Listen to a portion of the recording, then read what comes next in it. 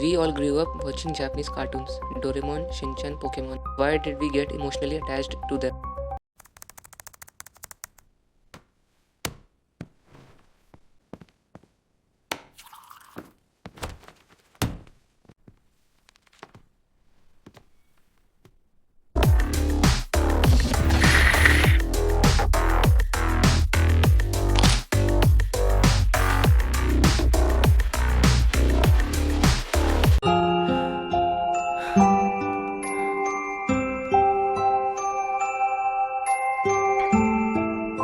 We all grew up watching Japanese cartoons, Doraemon, Shinchan, Pokemon. But here is the strange part. Why did we get emotionally attached to them? And why do adults still get addicted to anime today? Well, this is not nostalgia, this is psychology. And how is it? Let's see.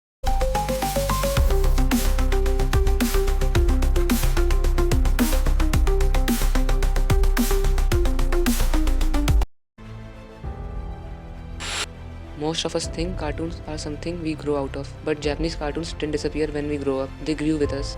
Shows like Doraemon, Shinchan, Pokemon weren't just colorful animation, they showed friendship, everyday problems.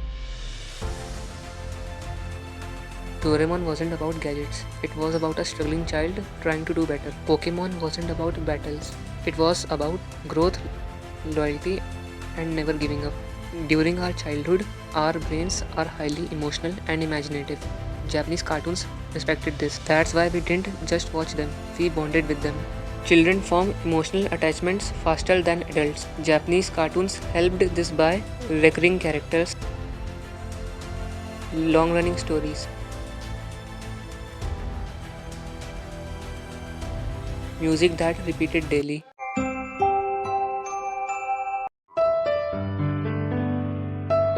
I wanna be the very best.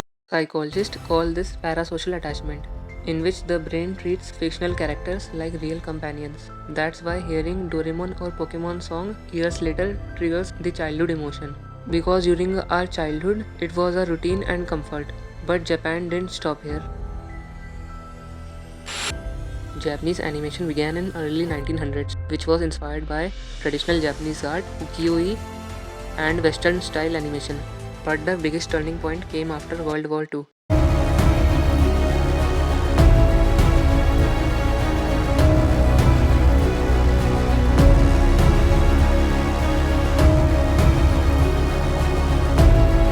Japan was rebuilding its economy after the destruction. People needed stories.